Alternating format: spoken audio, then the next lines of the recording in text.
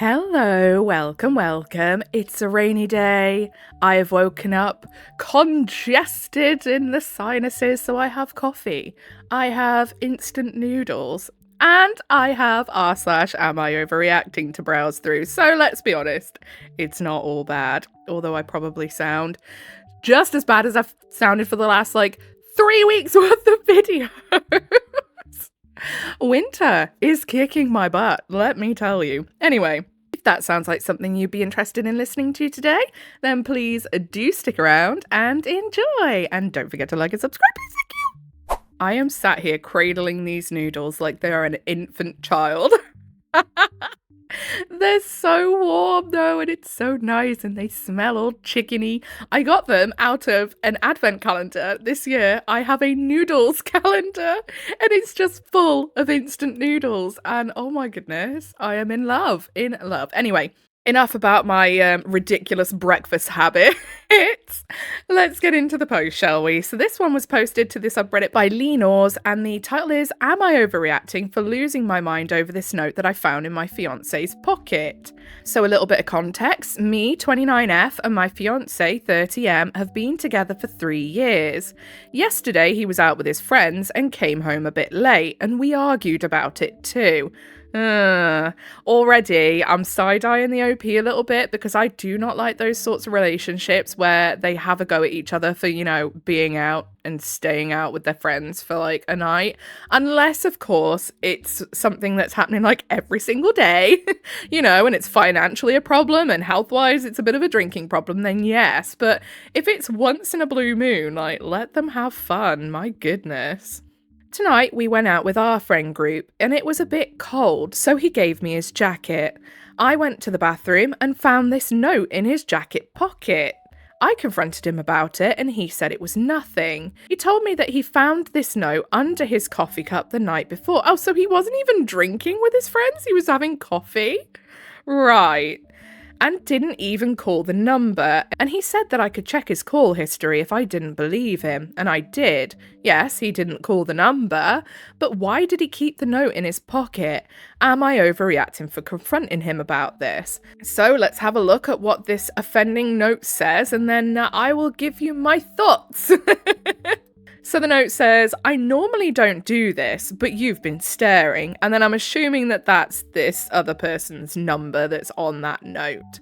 Right, okay, so would I think that them having the note in the pocket is a big old red flag? No, because I know for me myself, I'd probably pick up that note, laugh at it, and then just instinctively put it in my pocket and forget that it ever existed straight away. That's the type of person I am. I will put it in my pocket, and because I have no intention of calling them, I would forget the note existed. Now, to be fair to the OP, could he have left the note on the table? Yeah, he didn't need to pick it up and put it in his pocket. I do think, though, that if you find something that's addressed to you or meant for you, you pick it up and you would instinctively put it in your pocket, probably thinking, oh, I'll just chuck it out later. But yeah, he could have just left it on the table. He didn't need to pick it up. Do I worry about the content on the note? No. The fact that it says, oh, normally I don't do this, but you've been staring. I'm sorry, I stare into space 1,000 times a day. The amount of times people have probably thought that I am staring at them and am either giving them a dirty look because I have been told that I have pretty severe resting bitch face, or they think I'm interested, and actually in my head I'm seeing nothing but fuzzies, and I am just thinking about, what am I going to eat later? What's for dinner tomorrow? I'm one of them that thinks about what I'm eating 3 days in advance. I'm such a food person. I'm always thinking about what I could be eating. I'm so greedy.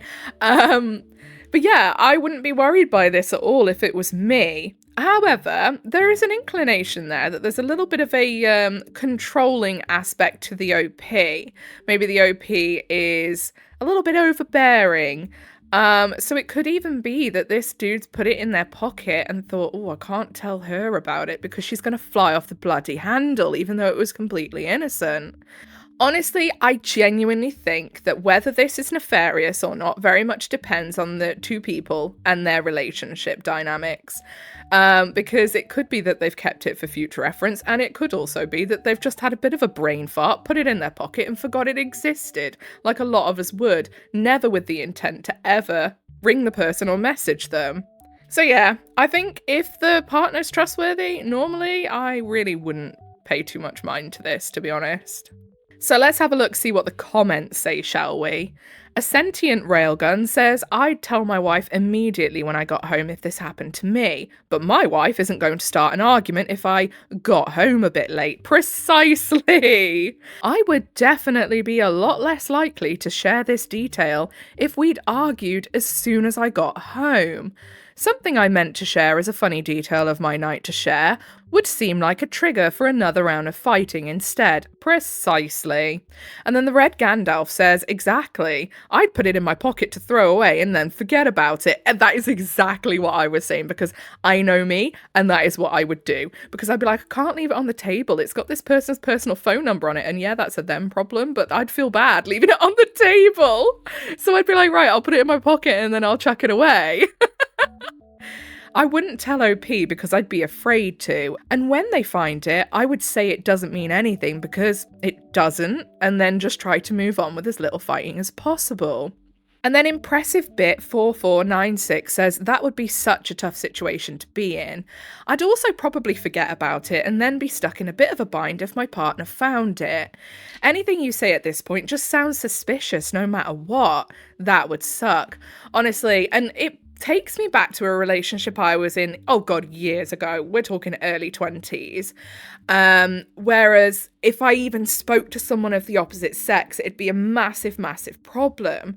On a very rare occasion that I would manage to go out with some girl mates, I would have them texting me the whole night like, who's there? Who you talking to? I'm like, I don't know who all these people are. I am out in public. How the fuck am I supposed to know? And they would ask me when I got back, have you spoken to any guys? Have you spoken to any guys? I lied and said that I didn't talk to guys, but of course, I will hold my hands up and say, I spoke to guys. Not in that way, though. It'd be like, I'd bump into someone I knew from school. I'd bump into someone I knew from an old workplace. I'd bump into someone that he knew. And I wouldn't be able to say, just purely for the fact that it was the opposite sex. Like, these conversations would literally be, hey, how you doing? How you been keeping? Hope things are good with you. Okay, bye. And I couldn't go home and tell him that because he would fly off the fuck handle. So I completely get why the OP's husband, if he did even remember that he had the note, might not have said anything. Because the OP's kind of given the inclination that they might be that type. I don't know. What do you guys think? I'd be interested to see. Next post, posted by Glittering Anybody 79, says, am I overreacting? My sis sent me a pic and asked for my opinion. So a little bit of context. My older sis sent me a message about finding a press-on nail on her living room floor. This is the second time that she has found a press-on, the last time in the bathroom. Most of the time it's after the weekend. She works weekends at a hospital. Red flag, oh my goodness. Her husband tried to say that it was from one of my niece's toys, but clearly it's not. Although not trying to overreact and help my sister through this, what other explanation can there be? I'm not being funny, like that's just one of those that kind of slaps you in the face, because even if it was from a kid's toy, they would be kid's toy sized, kid's hand sized, you know? Husband's up to something. I don't even need to see the picture to say that I think husband's up to something. So then we have the picture of the offending nail, and there are a few things that I would like to point out about this said nail. Okay, so first of all, I will just say I'm someone who wears press-ons religiously. I do them myself, I make the press-ons myself, I put them on myself, and I take them off myself. Basically because I am too broke to go and sit in a salon. I also don't have the patience to sit in a salon, and to be honest, I quite enjoy making them myself, so yeah, I do them myself. And when I take them off, normally I will soak them off like a good little soul, but sometimes I just go feral rabbit, I want these off, and bite them off. This nail has been bitten off. A nail only comes off looking like that if it has been bitten off. If it was to get like broken off whilst wearing it by accident, it's always the tip that splits. That is split at the base that covers the nail bed. That, I am telling you now, has been chewed off. And I'm fully convinced that this other woman has chewed that off to leave breadcrumbs, to basically say, I know that this guy's in a relationship, and I'm leaving these so you know he's seeing me. Kind of weird to come back again, because this has happened twice. But yeah, I fully believe that this is another woman's situation, and the other woman is trying to let her know of her presence. Personally, look at me with my little tinfoil detective hat on. What do you reckon? Going off of all that info, I honestly think he's cheating.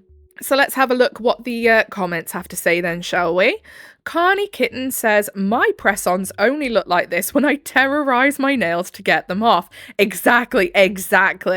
This girl wants her to know. Precisely. And then Several Cycle 8290 says, yep, she's leaving definite breadcrumbs. Exactly. I am glad we are on the same page. Honestly, I don't think they're overreacting enough. Get this man! Next post, am I overreacting? Boyfriend dumped me because I was taller than him in heels. Haha. Oh, being of the taller variety, myself, I am going to have some things to say on this. I just know it. Not like I don't have something to say on literally every post we read, but there we are. So, I-19F was dating this guy 26M, put a friggin' pin in that because ew already, for a few months. He was like the same height as me, maybe even an inch shorter, but honestly I really didn't care. I love wearing heels when I go out because they make me feel confident, and I don't think height should matter in a relationship. Exactly, it shouldn't, it really shouldn't. Anyway, last weekend we went to a party my friend invited us to, and I wore heels.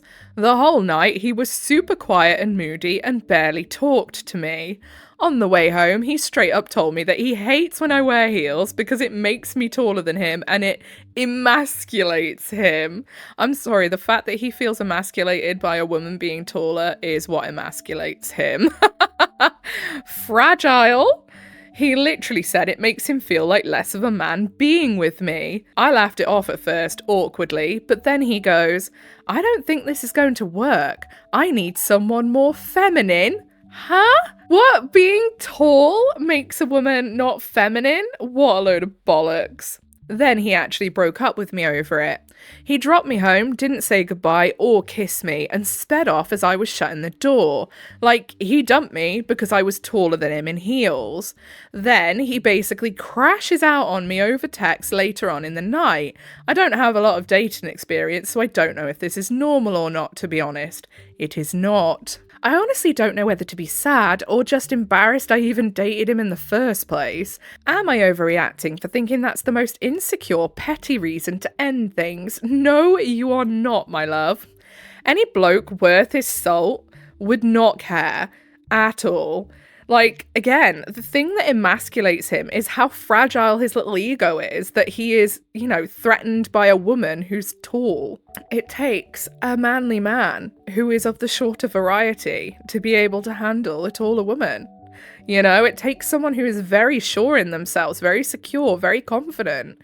Because I do understand that there is that certain amount of societal taboo around it, which is so ridiculous. He just really needs to grow up, by the sounds of it, severely. And then, of course, we put a pin in it for a reason. She's 19, he's 26. That's just too weird of a situation for my liking. A 26-year-old really does not have anything in common with a 19-year-old who is just starting out in life. It's creepy. So not only is he insecure, he's a creep too. Bin him quickly. So let's have a look at the text then, shall we? She's in green, he's in white. I'm still so confused. Can we just talk? I never meant to offend you. I just really like heels and wanted to look good at the party. I'm sorry. Don't chat me, man. You're embarrassing to be around, and even now I'm not with you and you're still embarrassing. Do you realise what you've done? I gave you everything and you threw it back in my face. When you're actually old enough and mature, see? He has even pointed out that he does not see her as old enough or mature enough to be on his level. So why were you pursuing her as a dating option, you fucking weirdo? You will remember this time and realise you fucked up. I just wore heels though. I don't mean that hostile, just literally confused. Seems like you flipped so quick and now I'm just feeling confused. You're too masculine for me and I deserve better. I'm high value and you are still a child. Wow. Wow, he's saying the quiet part very loudly. And finding your way in life. Why did you want to get in bed with a child? You f***ing creep. Like, we're not even going to touch on the bit where he says he's high value because no, you're not, you little weirdo. You're an absolute little worm. Ew. It's not your fault. I understand that you're very conscious and have baby brain. I have a high value network, and when I'm around big people who I can network with and elevate my business and future, I need someone who shows me off and compliments me, makes me look good in front of others. You're not that. Don't message me ever again. Wow. What a little worm. Like, I'm not being funny. I think the biggest problem here is that he literally says in his messages, it's not even the thing that he freaked out about the height. That's just kind of hilarious because it shows how insecure he is while pretending to be a high value man. Yeah, all right then. But the thing that I find the worst about all this is that she's 19, he's 26. He literally says in those messages, he sees her as a child. He sees her as someone who's not mature enough to know the way of the world. And yet he still wanted to try and sleep with her. He still wanted to try and be with her. That's concerning. Anyway, down in the comments, Effective Use 3760 says, laughing my butt off. I'm so sorry, girl. He sounds so insecure. Wow, my girlfriend is taller than me in shoes that make her tall. Like, please, he needs to work on his fragile masculinity before dating another person. My ex was shorter than me, and I love wearing platforms. I'm only like 5'1" and he was 4'11", and he'd lose his shit over me wearing them. I dumped his insecure little ass, and it was the best thing I'd ever done. Someone who's mad over their partner's looks, physical features they can't control is not someone who's worth looking at, let alone being with. Wishing you heaps of luck and positivity, not overreacting. I'm all of a sudden having a feeling that we could have read this before, by the way. I feel like maybe not, and it was just a post that was similar, but if we have, I do apologise. Hopefully we haven't, because it would be impossible for me to find. I have made like 200 odd videos now on this flipping channel, so I'm hoping we haven't and it just sounds similar to a story we've read before, but if we have, I do apologise. Hopefully I've added something even more to it this time to make it still interesting. So then FunSkirt8220 says, especially since apparently it's masculine to wear heels because he needs her to be more feminine, which isn't heels apparently. And then Effective Use 3760 says, it's honestly sad that there are men who shame tall women for simply existing. Like, I'm sorry your growth stunted at 12 and then you're shorter than the average person, but that doesn't mean bully and belittle another person for something they cannot control. There's nothing masculine or feminine about height. And also, can we just add in there that it used to be, back in the days where they had like frilly collars and all that, the masculine men wore heels, so it's all relative. Okay, and so for the last post, I think I'm going to read an Am I the Butthole because I've ran out of Am I the Overreactings that I saved, to be honest. Not very well prepared today. So I'm going to read an Am I the Butthole instead. So this one was shared by Fast Calligrapher 593, and the title says, Am I the Butthole for pointing out to my ex that this is what she wanted? My ex and I divorced 8 years ago, amicably. She is the one who proposed we didn't make the kids switch back and forth for the time being. We'd spend 2 weeks at the house house and switch on and off. She said we'd do this until one of us moved on and got remarried, as obviously that wouldn't be a realistic setup. I agreed and we put it in writing, including that this custody agreement would only last until one of us got married. We also split the rent on an apartment that the other lives in during their off time. All the bills have been split evenly between both. Per the agreement, when this ended, we'd sell the house and split the profits, as it's both in our names.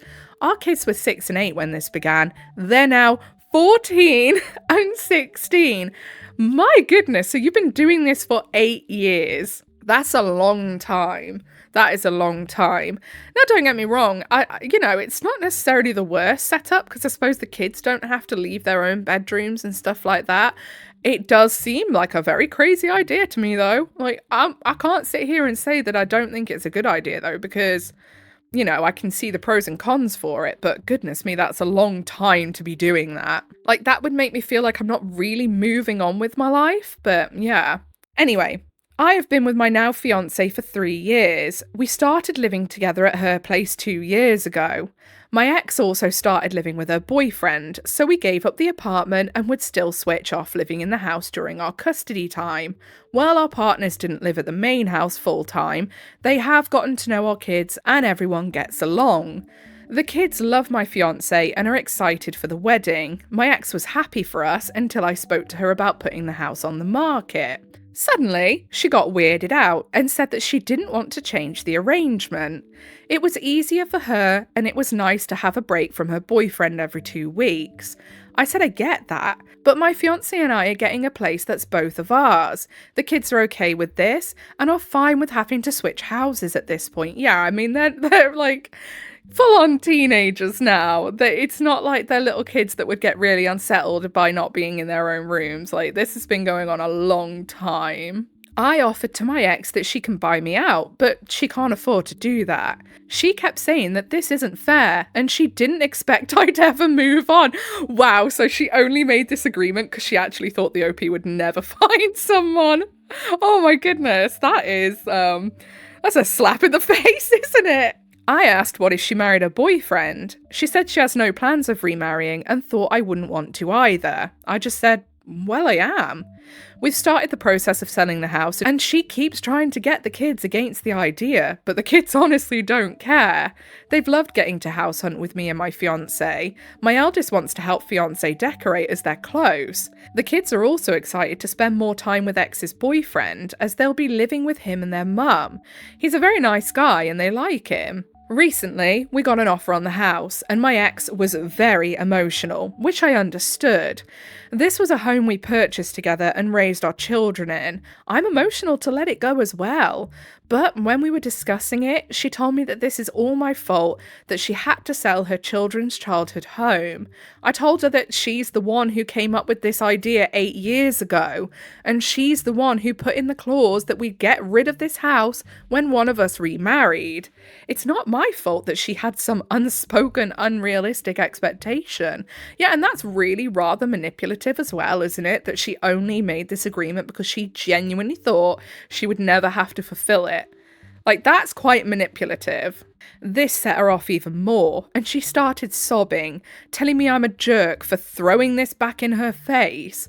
So, am I the butthole for pointing this out? We've amicably co-parented for 8 years, and I'd hate to see that end over something like this. Edit, to those saying she's still in love with you, that was something that was actually going through my head. Honestly, I was about to say it, like, after I'd done reading this, I was going to go through my thoughts, and that genuinely was one of them. I honestly doubt it. I think it's more that she has commitment issues, thus why we didn't work out. She didn't cheat, but found marriage suffocating. Ah, okay, yeah, that makes sense. And I think she wants an out from going further with her boyfriend. I've told her that she should just end it, but she insists she doesn't want to lose him.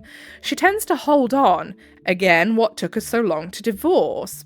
Okay, so obviously I don't think that the OP is the butthole. They are literally sticking to their side of the agreement. They've made sure that the kids are okay with everything and how everything's going. They're involving them in the process. They're doing everything they need to do. They stuck to the agreement themselves. To be quite honest, I personally think that agreement's a little bit ridiculous for 8 years.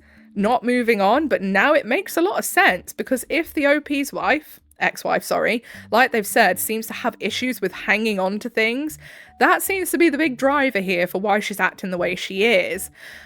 But at the end of the day, OP's got to put their foot down, because they cannot take on her commitment issues and her issues with hanging on to stuff that's long dead in the water. They can't be responsible for that. I genuinely, being a parent myself, would say that the OP has done everything perfectly, as much as you can do. When it comes to separating from partners when you've got kids, you're never going to get it 100% right. But they've done what they needed to do. I really think the ex-wife was very manipulative, doesn't want to move on. I know the OP says, they don't think that she still has feelings for him. I think that maybe there is still feelings, but she just doesn't maybe even realise that that's part of it, because I just genuinely can't fathom why you would want to hang on to that. Move on with your life. It's been 8 years. That is crazy. Anyway, I really hope they get the house sold. I really hope they move on. The kids sound like they're really excited for it. And I honestly think it would do the bloody ex-wife a world of good as well, to be forced out of her comfort zone that she seems to like to sit in. Anyway, down in the comments, Bulbasaur Ranch says, obviously not the butthole. She set the rules, just doesn't like that they are being enforced now. Her problem is not yours to fix. It sounds like she doesn't want to live with her boyfriend and his mum. I misread this part. Oh, okay. I'm guessing there is no mum, because that's crossed out. Yeah, I mean, if she really doesn't want to live with her boyfriend, though, I have a few friends now that have relationships where they don't live with their partners. One of my friends, her partner lives a good 6 hours away, and they've been together for years, and they still haven't moved in together. They just make the time they do spend together count. So, yeah, I feel like this woman needs to just learn to let go and just... there's nothing wrong with having a boyfriend and still keeping that being separate. You don't have to live with him. Just because you sold the house doesn't automatically mean you have to move in with him. So then the OP replies to that saying she's not living with her boyfriend's mum, just her boyfriend. But I agree, the problem is that she is probably being asked more questions about committing to her boyfriend, which I don't think she wants to do. And again, that is fine. You don't have to. Hopefully they got it sorted, and I think it would do this ex-wife the world of good, to be honest, to branch out on her own, perhaps. Okay, so I think that's all we've got time for today. If you made it all the way to the end with me, I appreciate you very, very much. If you give a little like, subscribe, notifications on, and maybe even drop a comment, helps with the algorithm things, so I hear. That will be your initiation into the Covered Void. Welcome. Whatever it is you're doing for the day, I hope you have a really good rest of the day. Goodbye.